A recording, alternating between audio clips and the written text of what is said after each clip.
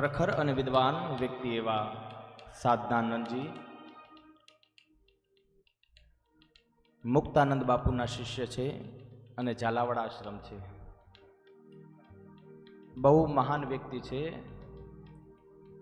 અને બહુ મોટા વ્યક્તિ છે, છતાં પણ એક ભાવથી એક પ્રેમથી આપણી કથામાં પધાર્યા છે.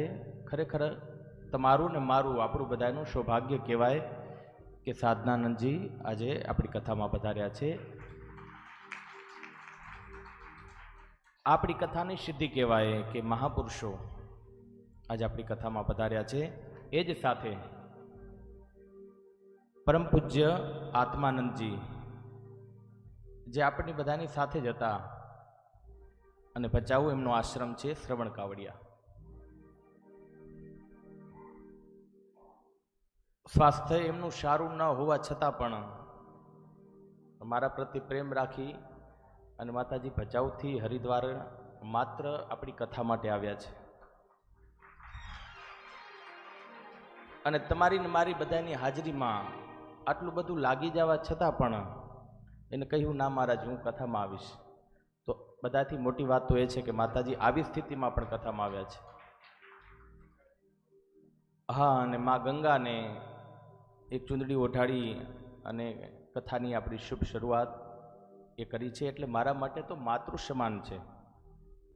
એ પણ આવ્યા છે. સાથે સાથે વેદાંતી પ્રમોદાનંદજી જે બહુ સારા વૈદ્ય છે, એ પણ એક ભાવથી આપણી કથામાં પધાર્યા છે.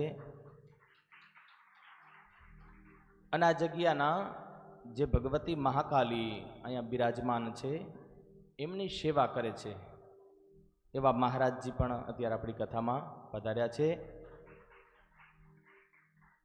આટલા બધા મહાન વ્યક્તિઓની હાજરી એ જ આપણી કથાની સ્થિતિ છે.